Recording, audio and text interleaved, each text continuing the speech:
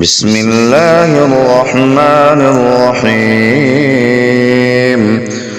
ياسين والقرآن الحكيم إنك لمن المرسلين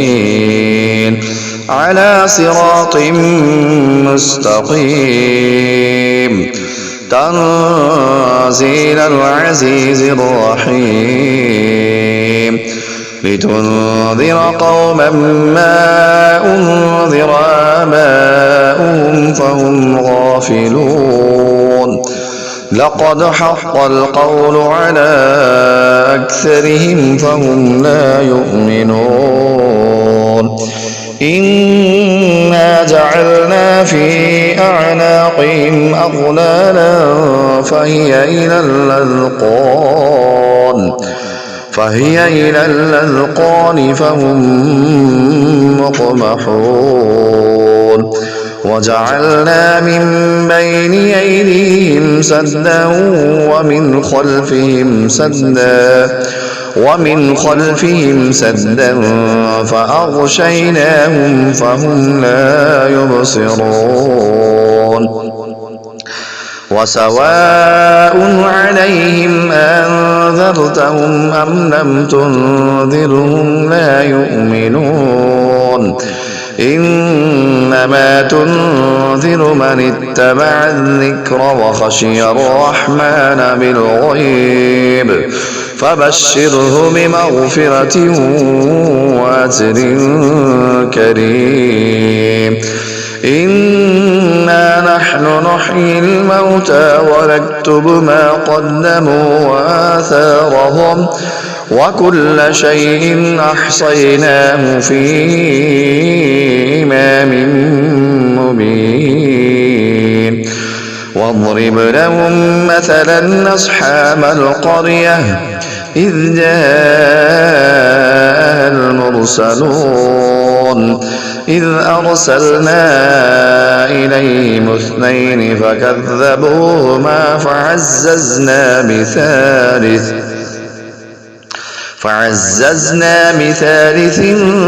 فقالوا إنا إليكم مرسلون قالوا ما أنتم إلا بشر مثلنا وما أنزل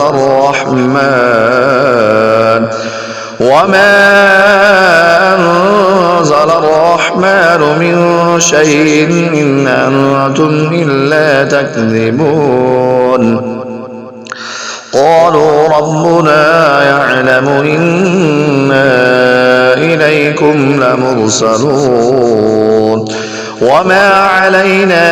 إلا البلاغ المبين قالوا إنا تطيرنا بكم لئن لم تنتهوا لنرجمنكم وليمسنكم منا عذاب أليم قالوا طائركم معكم أئن ذكرتم بل أنتم قوم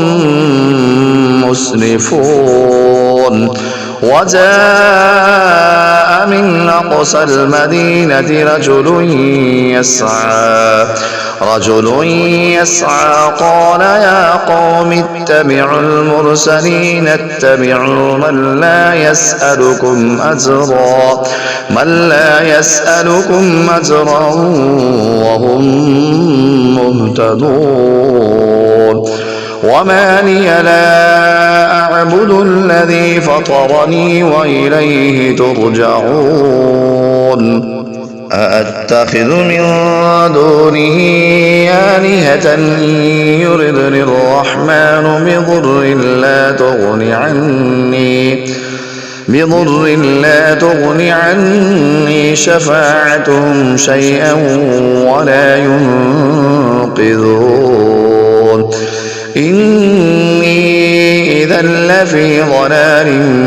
مبين إني آمنت بربكم فاسمعون قيل ادخل الجنة قال يا ليت قومي يعلمون بما غفر لي ربي وجعلني من المكرمين وما أنزلنا على قومه من بعده من جند من السماء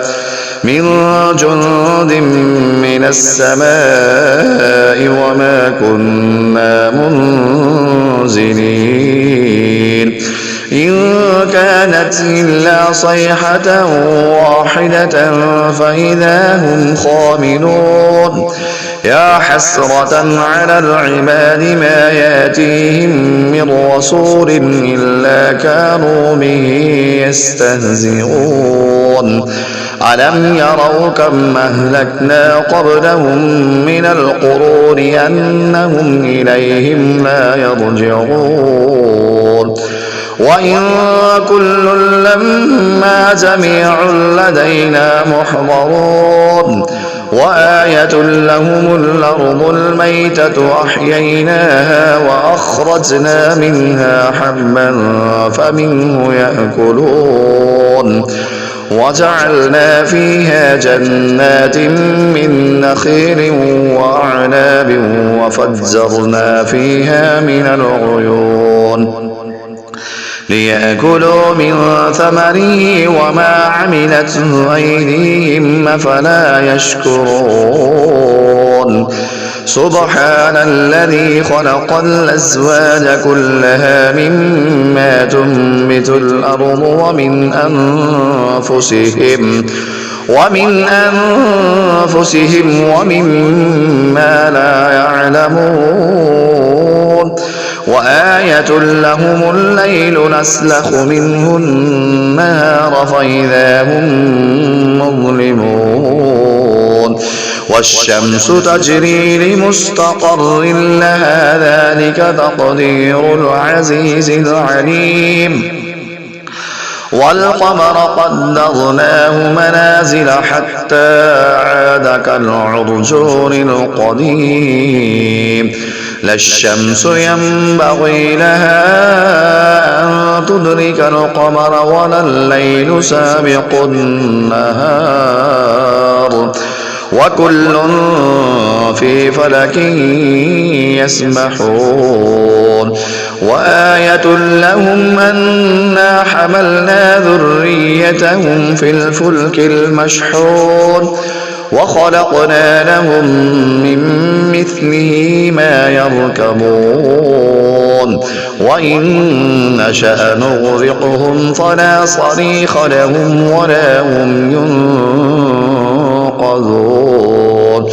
إلا رحمة منا ومتاعا إلى حين وإذا قيل لهم اتقوا ما بين أيديكم وما خلفكم لعلكم ترحمون وما تأتيهم من آية من آيات ربهم إلا كانوا عنها معرضين وإذا قيل لهم أنفقوا مما رزقكم الله قال الذين كفروا للذين آمنوا أنطعم من لو يشاء الله أطعمه إن أنتم إلا في ضلال مبين ويقولون متى هذا الوعد إن كنتم صادقين ما ينظرون إلا صيحة واحدة تأخذهم وهم يخصمون فلا يستطيعون توصية ولا إلى أهلهم يرجعون ونفخ في الصور فإذا هم من الأجداث إلى ربهم ينسلون قالوا يا ويلنا من بعثنا من مرقدنا هذا ما وعد الرحمن وصدق المرسلون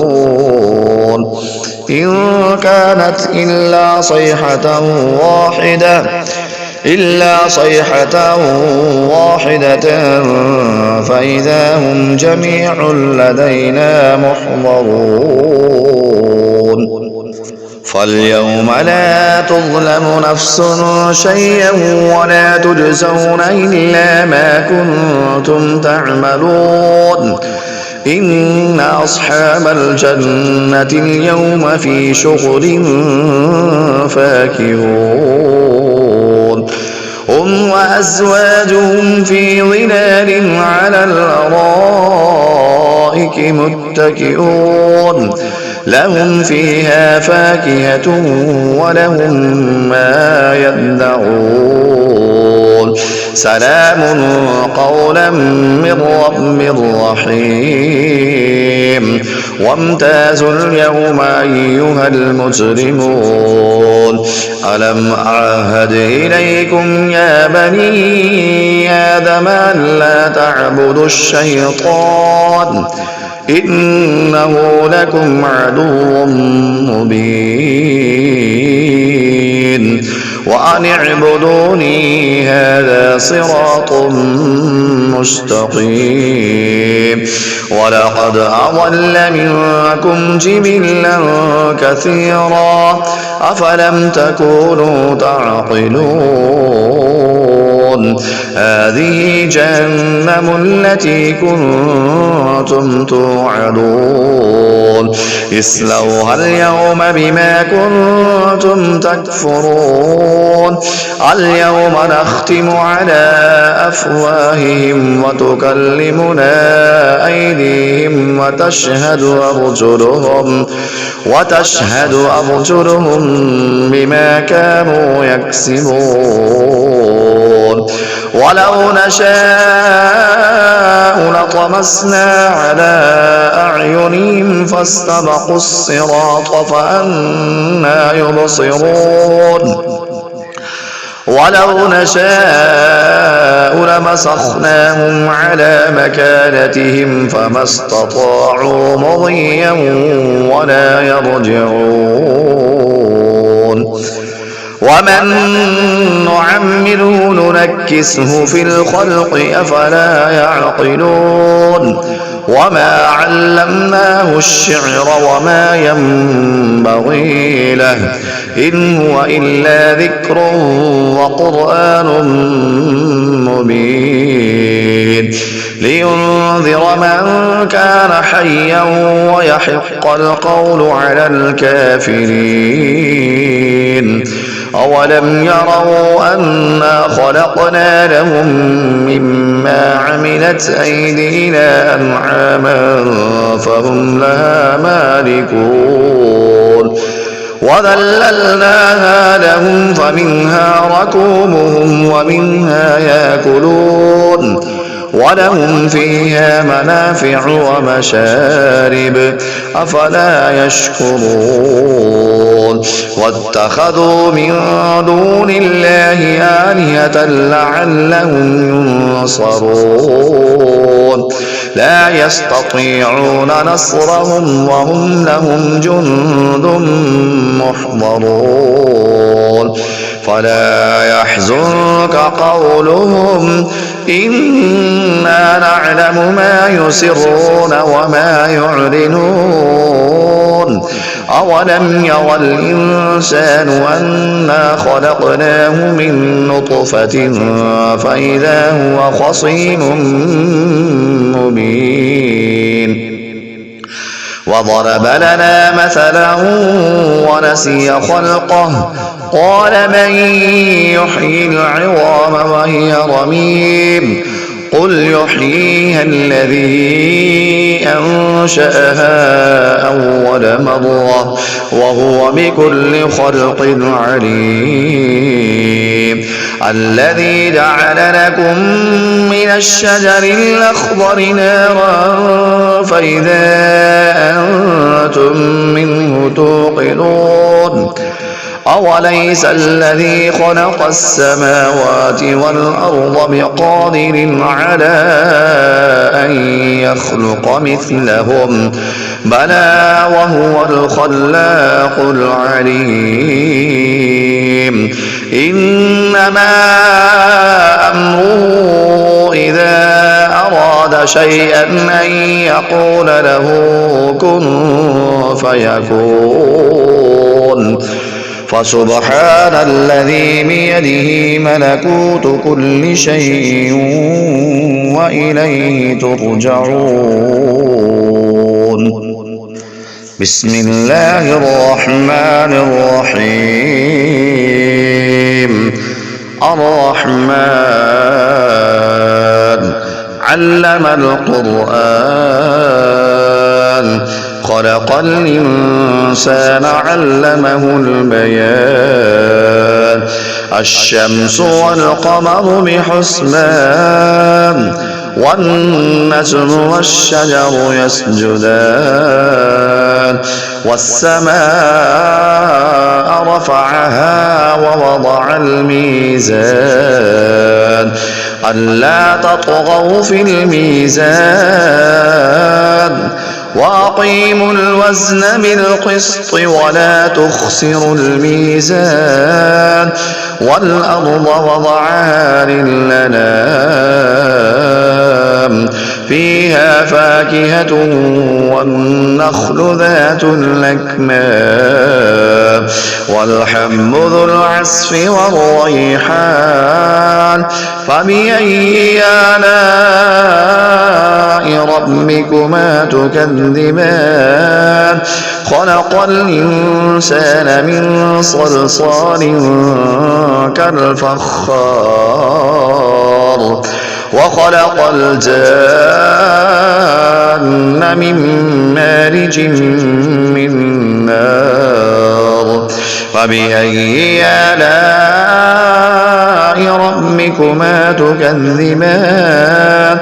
رب المشرقين ورب المغربين فبأي آلاء ربكما تكذبان مرج البحرين يلتقيان بينهما برزخ لا يبغيان فبأي آلاء ربكما تكذبان يخرج منهما اللؤلؤ والمرجان فبأي آلاء ربكما تكذبان وله الجوار المنشآت في البحر كالأعلام فبأي آلاء ربكما تكذبان كل من عليها فان ويبقى وجه ربك ذو الجلال والإكرام فبأي آلاء ربكما تكذبان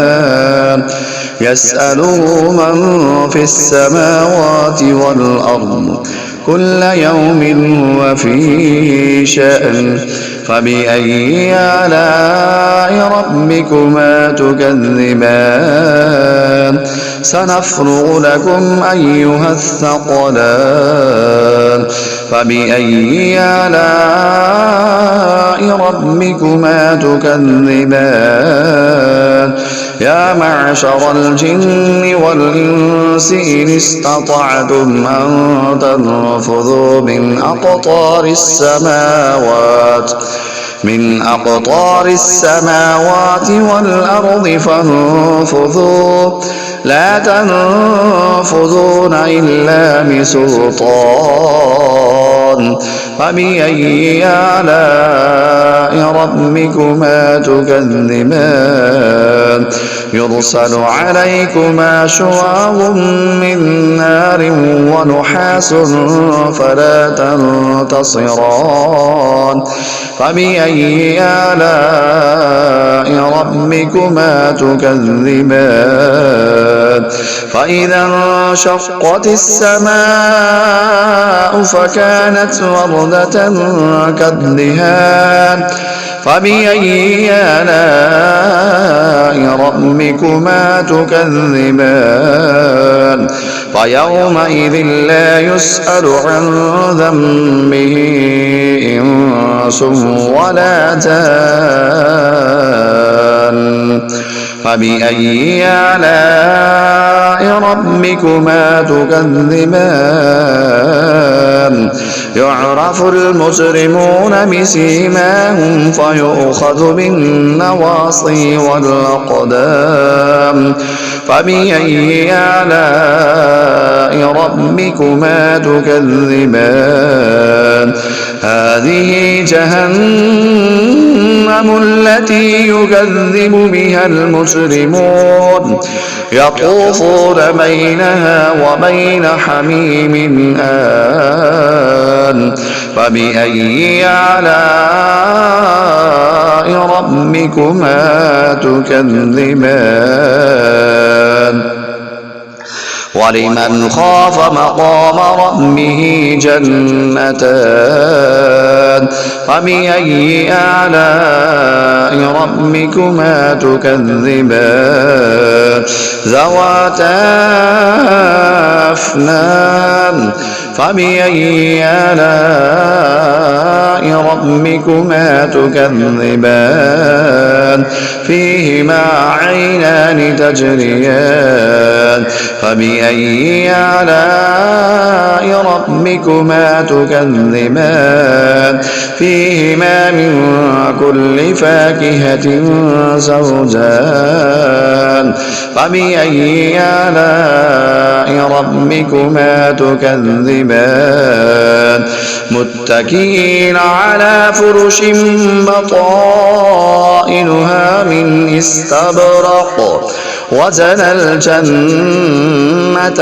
دان فبأي آلاء ربكما تكذبان فيهن قاصرات الطرف لم يطمثهن إنس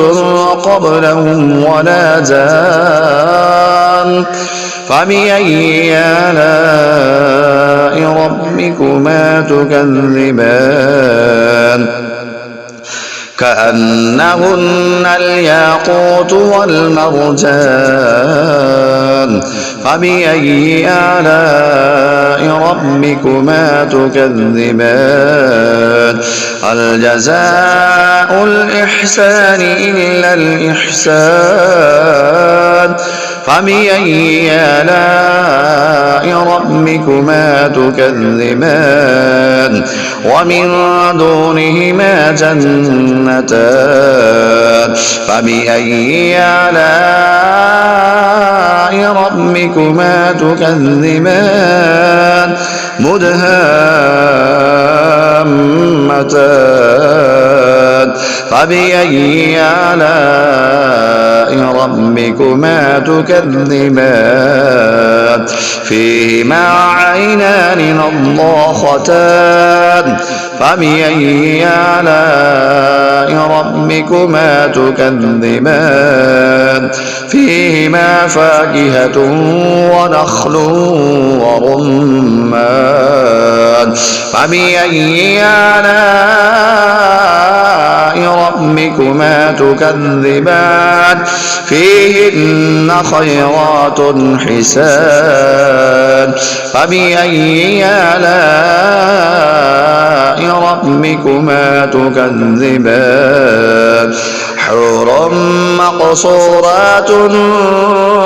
في الخيام فبأي آلاء ربكما تكذبان لم يطمثهن إنس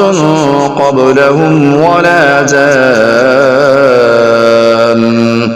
فبأي آلاء ربكما تكذبان متكئين على رفرف خضر وعبقري حسان فبأي آلاء ربكما تكذبان تبارك اسم ربك ذي الجلال والإكرام. بسم الله الرحمن الرحيم. إذا وقعت الواقعة ليس لوقعتها كاذبة خافضة رافعة. إذا رجت الأرض رجا وبست الجبال بسا فكانت هباء منبثا. وكنتم أزواجا ثلاثة فأصحاب الميمنة ما أصحاب الميمنة وأصحاب المشأمة ما أصحاب المشأمة. والسابقون السابقون أولئك المقربون في جنات النعيم. ثلة من الأولين وقليل من الآخرين على سرر موضونة متكئين عليها متقابلين. يطوف عليهم ولدان مخلدون بأكواب وأباريق وكأس من معين لا يصدعون عنها ولا ينزفون. وفاكهة مما يتخيرون ولحم طير مما يشتهون. وحور عين كأمثال اللؤلؤ المكنون جزاء بما كانوا يعملون. لا يسمعون فيها لغوا ولا تأثيما إلا قيلا سلاما سلاما. وأصحاب اليمين ما أصحاب اليمين في سدر مخضود وطلح منضود وظل ممدود وماء مسكوب وفاكهة كثيرة لا مقطوعة ولا ممنوعة وفرش مرفوعة. إنا أنشأناهن إنشاء فجعلناهن أبكارا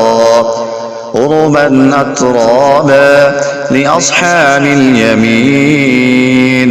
ثلة من الأولين وثلة من الآخرين. وأصحاب الشمال ما أصحاب الشمال في سموم وحميم وظل من يحموم لا بارد ولا كريم.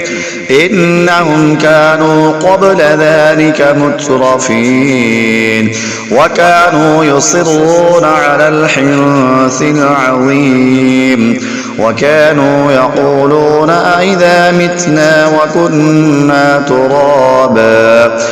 أئذا متنا وكنا ترابا وعظاما أئنا لمبعوثون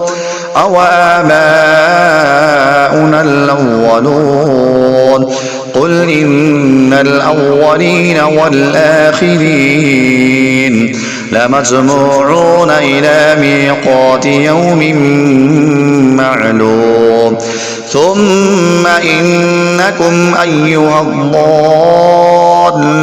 المكذبون لآكلون من شجر من زقوم فمالئون منها البطون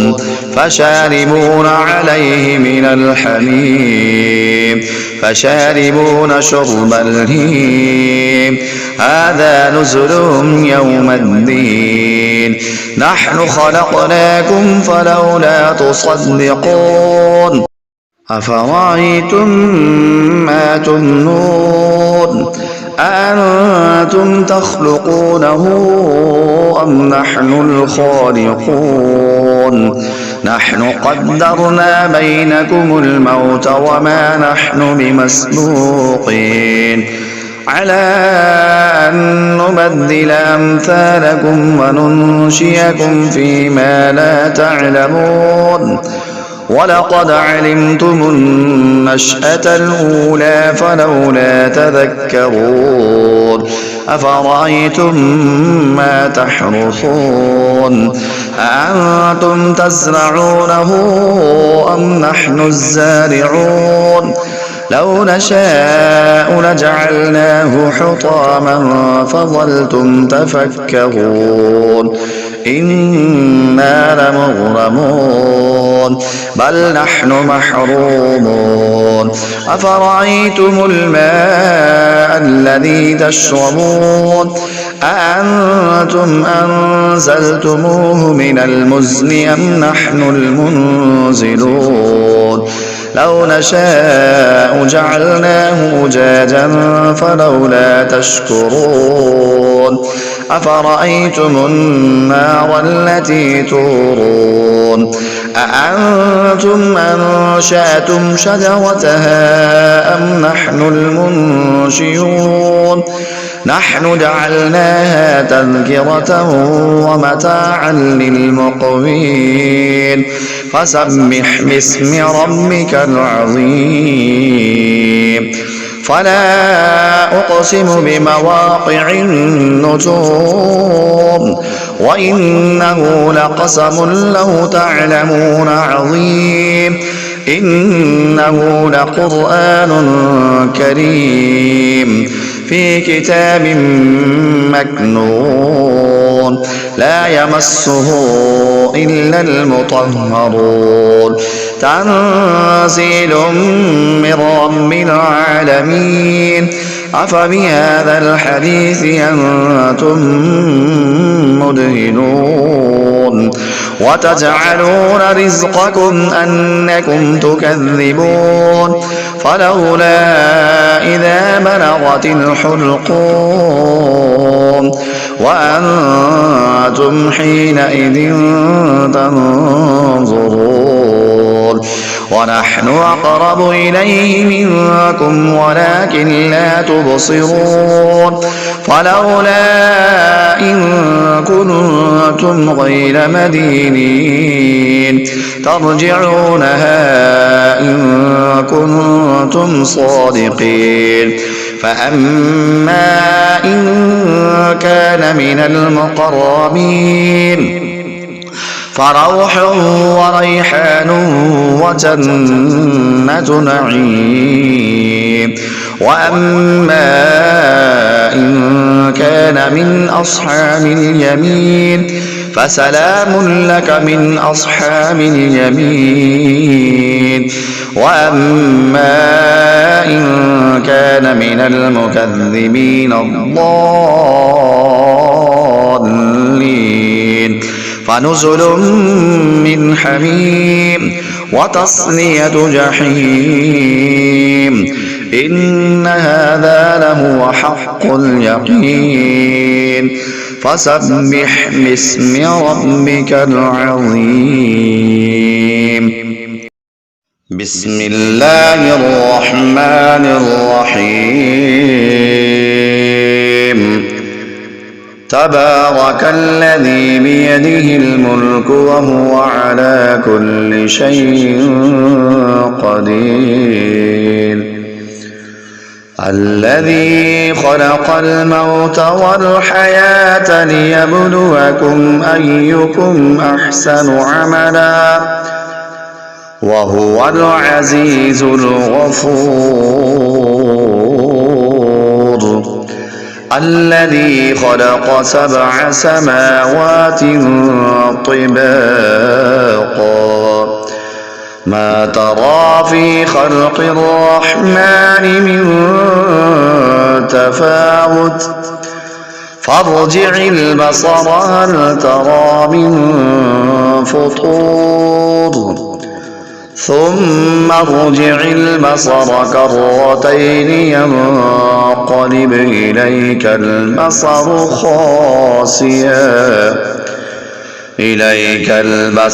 خاسئا وهو حسير ولقد زينا السماء الدنيا بمصابيح وجعلناها رجوما للشياطين وأعتدنا لهم عذاب السعير وللذين كفروا بربهم عذاب جهنم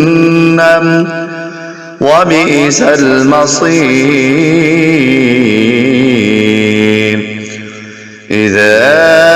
ألقوا فيها سمعوا لها شهيقا وهي تفور تكاد تميز من الغيظ كلما ألقي فيها فوج سألهم خزنتها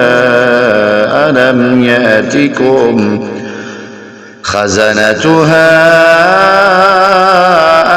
يأتكم نذير قالوا بلى قد جاءنا نذير فكذبنا وقلنا ما نزل الله من شيء إن أنتم إلا في ضلال كبير وقالوا لو كنا نسمع أو نعقل ما كنا في أصحاب السعير فاعترفوا بذنبهم فسحقا لأصحاب السعير إن الذين يخشون ربهم بالغيب لهم مغفرة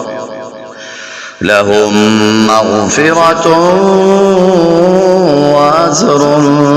كبير وأسروا قولكم أو اجهروا به إنه عليم بذات الصدور ألا يعلم من خلق وهو اللطيف الخبير هو الذي جعل لكم الأرض ذلولا فامشوا في مناكبها وكلوا من رزقه وإليه النشور أأمنتم من في السماء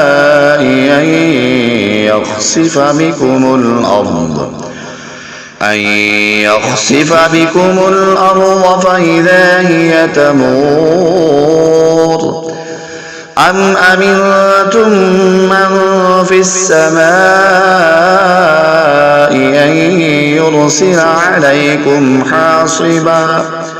فستعلمون كيف نذير ولقد كذب الذين من قبلهم فكيف كان نكير أولم يروا إلى الطير فوقهم صافات ويقبضن ما يمسكهن إلا الرحمن إنه بكل شيء بصير أمن هذا الذي هو جند لكم ينصركم من دون الرحمن إن الكافرون إلا في غرور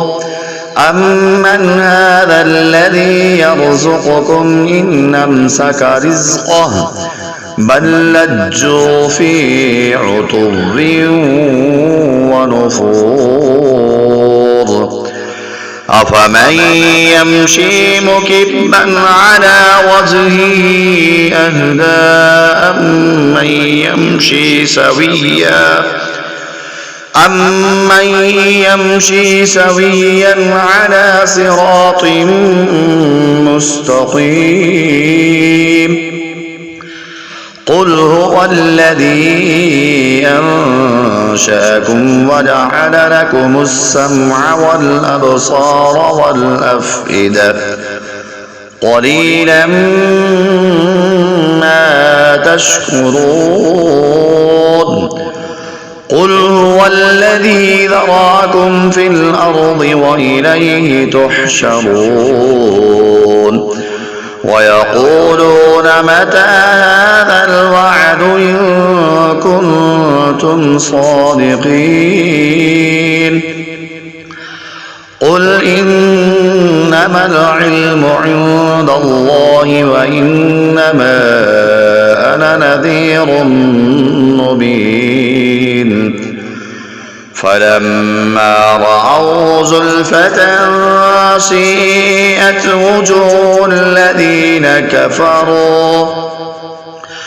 وجوه الذين كفروا وقيل هذا الذي كنتم به تدعون قل أرأيتم إن أهلكني الله ومن معي أو رحمنا فمن يجير الكافرين من عذاب أليم قل هو الرحمن آمنا به وعليه توكلنا فستعلمون من هو في ضلال مبين قل أرأيتم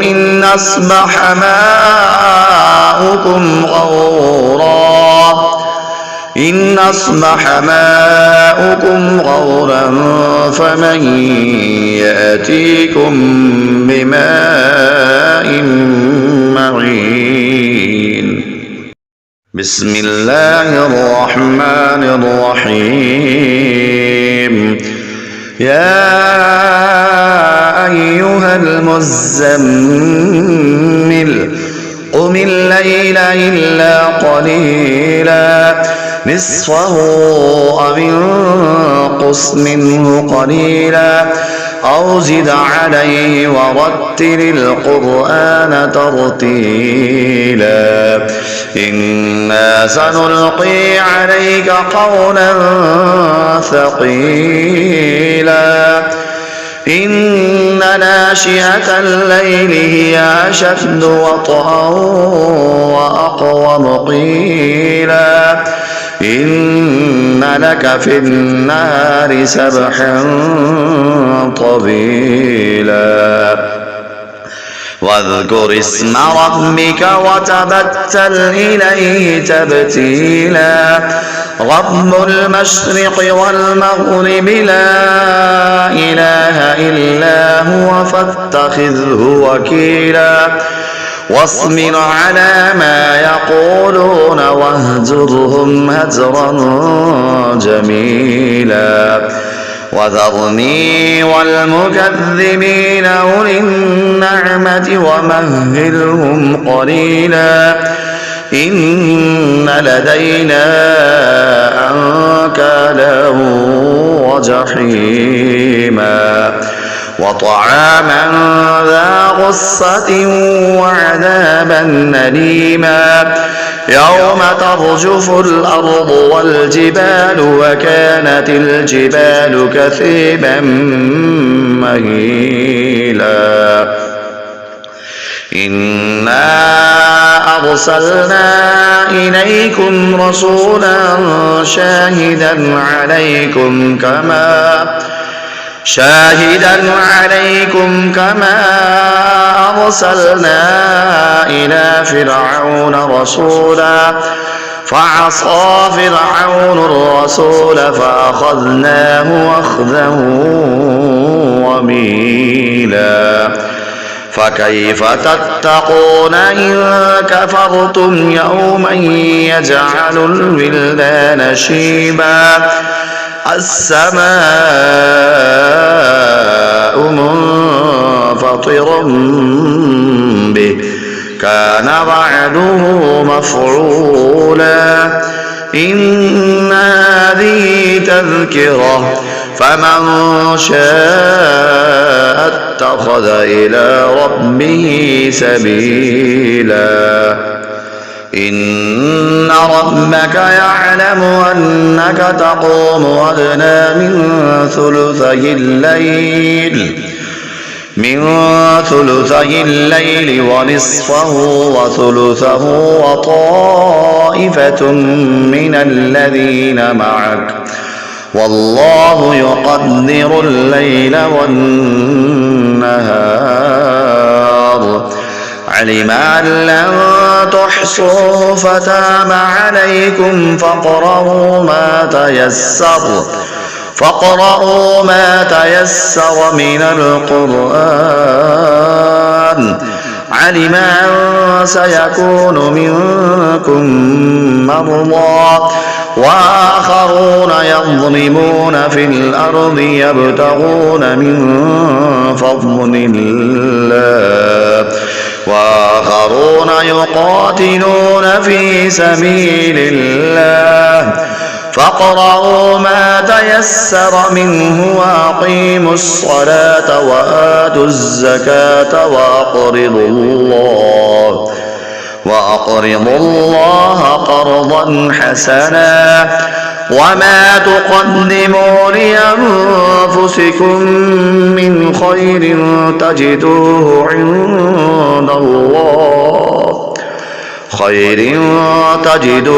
عند الله هو خيرا